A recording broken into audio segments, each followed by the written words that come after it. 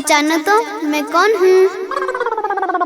अरे छोड़ो चुड़ैल, मैं पहचान गया कि तुम चुड़ैल हो।